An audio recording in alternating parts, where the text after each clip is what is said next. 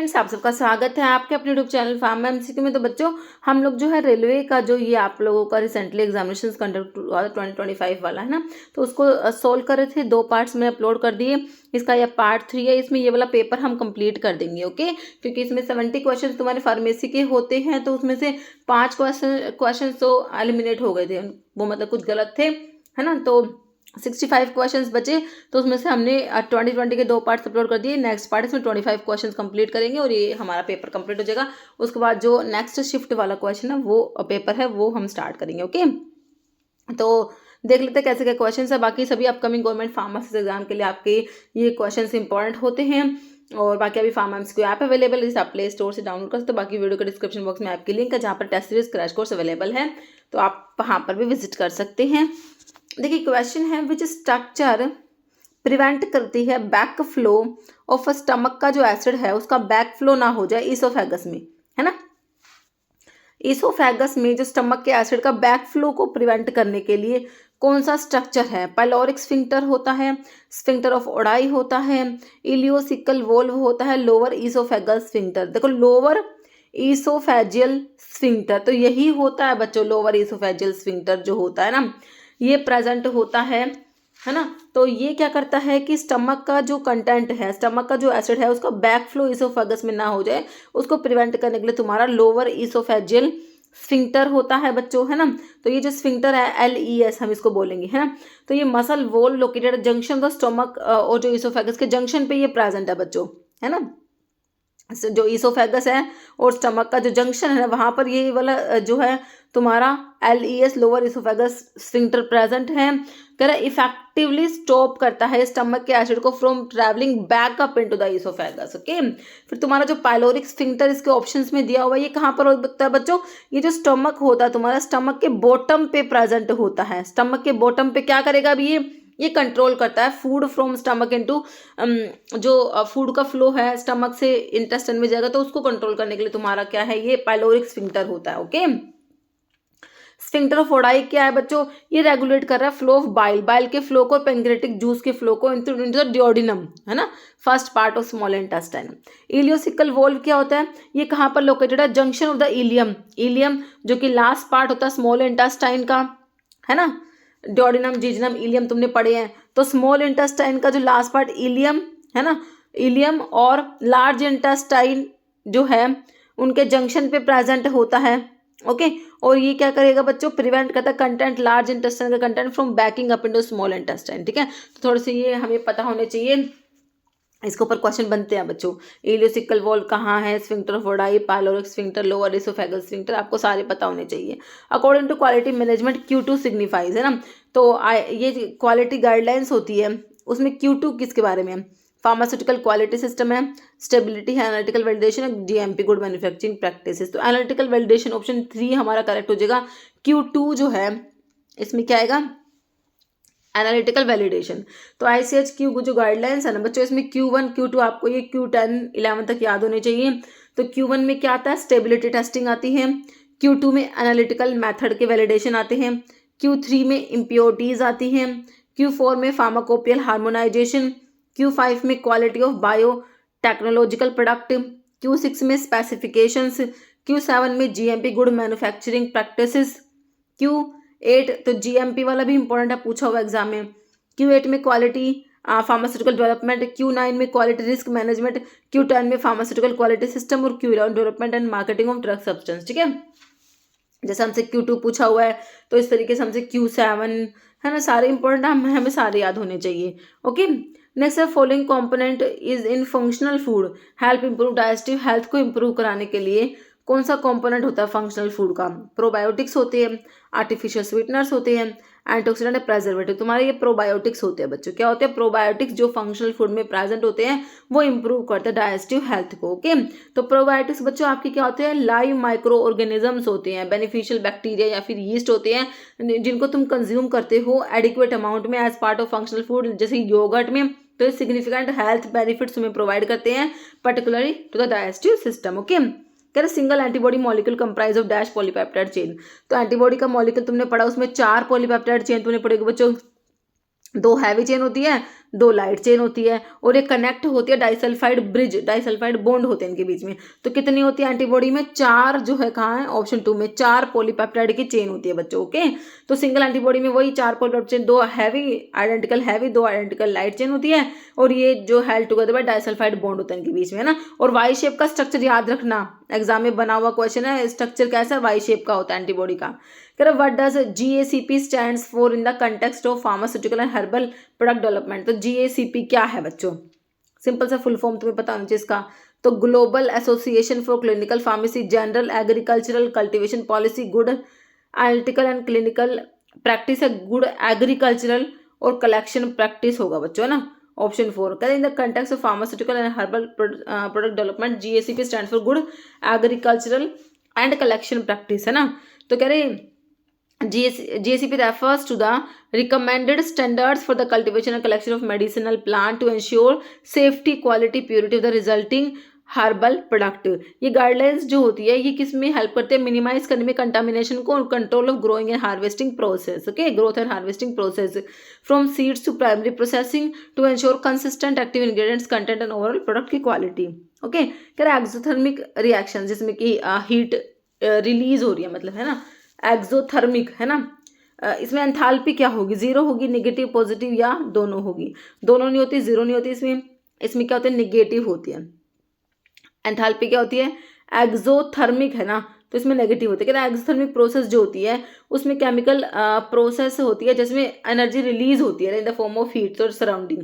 तो कहते हैं change in enthalpy for exothermic reaction defined as enthalpy of product minus enthalpy of reactant होता है। एनर्जी रिलीज हो रही है तो प्रोडक्ट की जो है लोअर एंथैल्पी होगी रिएक्टेंट से, है ना। तो इससे क्या हो जाएगा? आपका जो रिजल्टेंट जो होगा, result in consistently negative value for the enthalpy change. ठीक है, तो एक्सोथर्मिक के लिए आपका जो है ये एंथैल्पी नेगेटिव होगा और एंडोथर्मिक की बात करेंगे तो पॉजिटिव होगा, है ना। पॉजिटिव एंथैल्पी चेंज होता है जब आपका एंडोथर्मिक रिएक्शन होता है, हीट अब्जॉर्ब होती है सराउंडिंग से। तो ध्यान रखना, अभी तुमसे एक्सोथर्मिक का पूछा है ना, एक्सोथर्मिक जिसमें कि तुम्हारा क्या है? एंथैल्पी नेगेटिव था।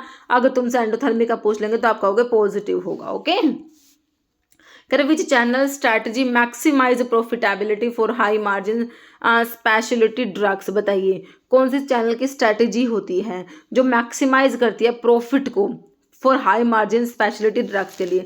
Direct to hospital sales, discounted online platform, third party distributors या मास मार्केट रिटेल। तो ये होता है डायरेक्ट टू हॉस्पिटल सेल्स जो होती है।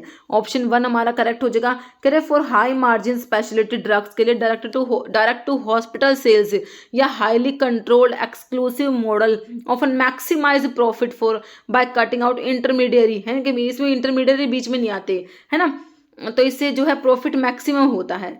जो इंटरमीडिएट जैसे कि होलसेलर, डिस्ट्रीब्यूटर्स वगैरह, तो इससे की कॉस्ट रिड्यूस हो जाती है ना। And allow for direct relationship building with health care providers for complex products insuring brand control and tailored service. Correct global acceptance of herbal drug standard is facilitated bye.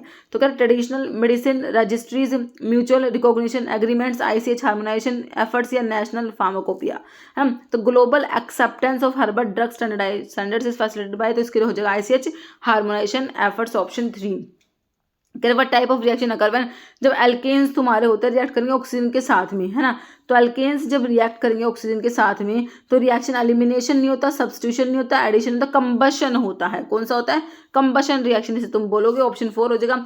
Alkene कह रहे react करेंगे oxygen में process called combustion. ये oxygen reduction reaction होती है जो highly exothermic होती है, meaning it release a large amount of energy as heat and light. Okay, for this reason alkane are widely used as fuel, जैसे कि methane in natural gas. Okay, next है cidofovir primarily use to treat. Cidofovir कहाँ पर use करोगे? Influenza ए के लिए, cytomegalovirus, CMV रेटाइनिटीज के लिए, हार्पिस सिंप्लेक्स वायरस के इन्फेक्शन, हेपेटाइटिस C।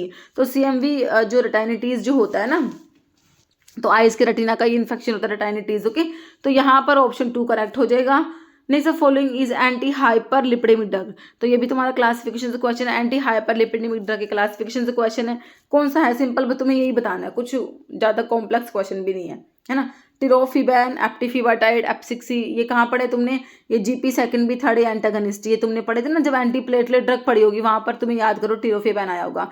रिवारोक्साबैन, एपिक्साबैन कहाँ पढ़े हैं? ये तुमने पता है कहाँ पढ़े? जब तुमने पढ़े थे जो एंटीकोएगुलेंट पढ़े थे, तो वहाँ पे पेरेंटल और ओरल आते हैं। तो ओरल में डायरेक्ट फैक्टर 10A इनिबिटर्स जो थे ना, डायरेक्ट फैक्टर 10A इनिबिटर्स में तुमने एपिक्साबैन रिवोक्साबैन पढ़ा होगा। टिकाग्रिलोर बताऊँ मैं तुम्हें, कहाँ पढ़ा तुमने टिकाग्रिलोर, तुमने कहाँ पढ़ा जब तुमने एंटीप्लेटलेट में P2Y12 के ब्लोकर्स पढ़े थे, क्लोपिडोग्रिल, टिक्लोपिडिन, प्रासुग्रिल, टिकाग्रिलोर, वहाँ तुमने पढ़ाया था मैंने, है ना, बिल्कुल सही है। बचा क्या, स्टैटिन। सिंपल सा भाई, आंसर तो बिल्कुल सिंपल सा था, मैंने तो क्वेश्चन तुम्हें ऑप्शन बता दिए। स्टैटिन तुम्हें पता है चमजीकोइडाक्टेज इनहिबिटर्स होते हैं बच्चों, एंटी हाइपरलिपिडेमिक ड्रग में तुम्हारे स्टैटिन आते हैं। ऑप्शन 4 करेक्ट है। कह रहे following best describe free radical क्या होता है, भाई फ्री रेडिकल क्या है। कह रहे मोलिक्यूल ओनली एग्जिस्ट विटामिन में ऐसा नहीं होता, अनस्टेबल मोलिक्यूल बिल्कुल सही, अनपेयर्ड इलेक्ट्रॉन होते हैं इसमें, स्टेबल नहीं होता भाई, हाईली अनस्टेबल रिएक्टिव होता है इसमें, पेयर्ड नहीं अनपेयर्ड इलेक्ट्रॉन है ना, इस करके ये हाईली रिएक्टिव होता है, अनस्टेबल मोलिक्यूल होता है तुम्हारा जो फ्री रेडिकल होता है ना। तो बेनिफिट बॉडी को नहीं, ऑलवेज बेनिफिट द बॉडी, ऐसा भी नहीं होगा। ये ऑप्शन 2 वाला मेरे बच्चों करेक्ट हो गया तुम्हारा। ओके, फ्री रेडिकल के बारे में कह रहे बेस्ट फ्री रेडिकल क्या, एटम मोलिक्यूल आयन जिसमें क्या एक या ज्यादा अनपेयर्ड इलेक्ट्रॉन होते हैं इसका आउटरमोस्ट शेल में, इसकी वजह से क्या होता है, ये इसकी यूनिक इलेक्ट्रॉनिक कन्फिग्रेशन में हाईली रिएक्टिव और अनस्टेबल होता है फ्री रेडिकल। ओके, कह रहे what quantitative tool evaluate the success of a new drug launch, new drug launch की सक्सेस को इवैल्यूएट करेगा कौन सा क्वांटिटेटिव टूल। कह रहे brand association studies, sale growth percentage, focus group feedback या कस्टमर टेस्टिमोनियल्स। तो आपका सेल ग्रोथ परसेंटेज जो होता है ना बच्चों, सेल ग्रोथ परसेंटेज इवैल्यूएट करेगा न्यू ड्रग लॉन्च की सक्सेस को। सेल ग्रोथ परसेंटेज जो होता है ये quantitative metric use to assess a new drug launch success. Okay, कह रहे following governing body constitute by every 5 year, हर 5 साल में इसका कॉन्स्टिट्यूशन हो रहा है सेंट्रल गवर्नमेंट। भाई सेंट्रल काउंसिल को कॉन्स्टिट्यूट करते हैं हमारे सेंट्रल गवर्नमेंट, सेंट्रल गवर्नमेंट हमारी सेंट्रल काउंसिल को, सेंट्रल काउंसिल कौन है भाई, तुम्हारी PCI होती है, हर 5 साल में कॉन्स्टिट्यूशन होता है। स्टेट फार्मेसी काउंसिल का भी हर 5 साल में होता है, लेकिन सेंट्रल गवर्नमेंट ने कॉन्स्टिट्यूट करा भाई हमारी PCI को। ऑप्शन 4 तुम्हारा करेक्ट हो जाएगा। Okay, orally administered osmotic pump किसका एग्जाम्पल है, prolonged release drug delivery system, immediate release है, कंट्रोल्ड तरीके से रिलीज हो या डिलेड रिलीज। तो controlled release drug delivery system में आपका ओस्मोटिक पंप जो है, ओस्मोटिक पंप में इसमें ना 0 ऑर्डर रिलीज होता है, ये भी याद रखना तुम्हें ना।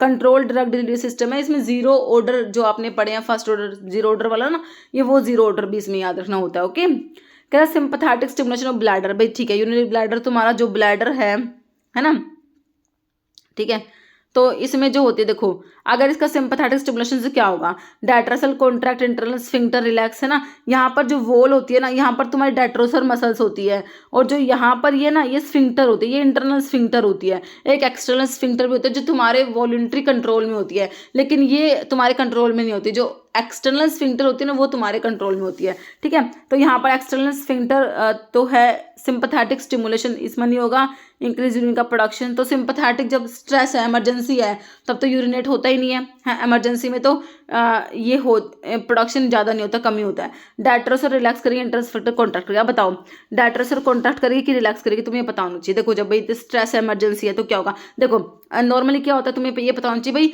कौन सी कॉन्ट्रैक्ट करेगी कौन सी रिलैक्स करेगी, तो यूरिनेशन होगा, है ना।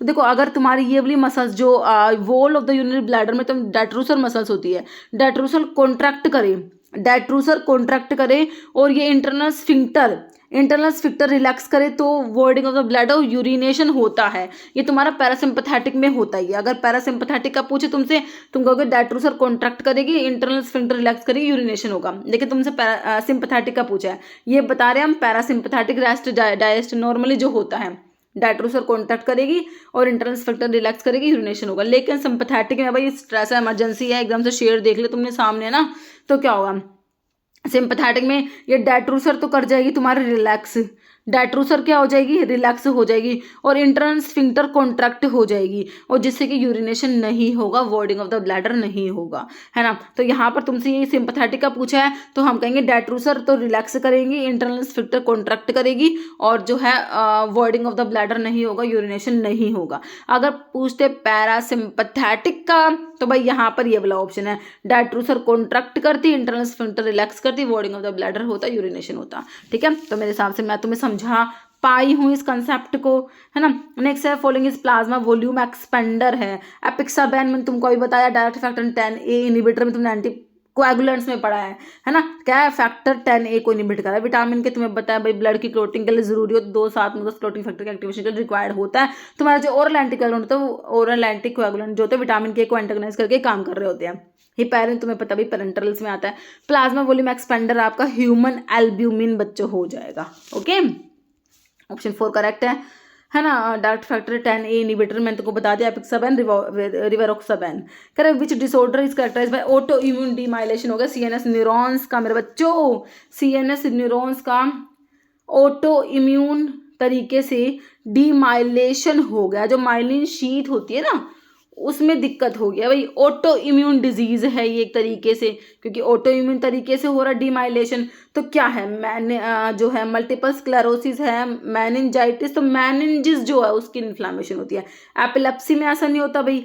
हंटिंगटन डिजीज जो होती है ना बच्चों, इसमें क्या होता है जैसे कि डांसिंग मूवमेंट देखने को मिलता है, मतलब कि तुम चाह नहीं रहे, तुम नहीं चाहते फिर भी तुम्हारी बॉडी ना डांसिंग मूवमेंट्स ही कर रही है, हाथ पैर मतलब ये मूव कर रहे हैं, बट तुम चाहते नहीं हो ऐसा कि तुम करो, है ना। अपने आप ही जो है एक तरीके से इसमें ना इसका एक वो होता है कि इसमें डांसिंग मूवमेंट्स देखने को मिलती है ना।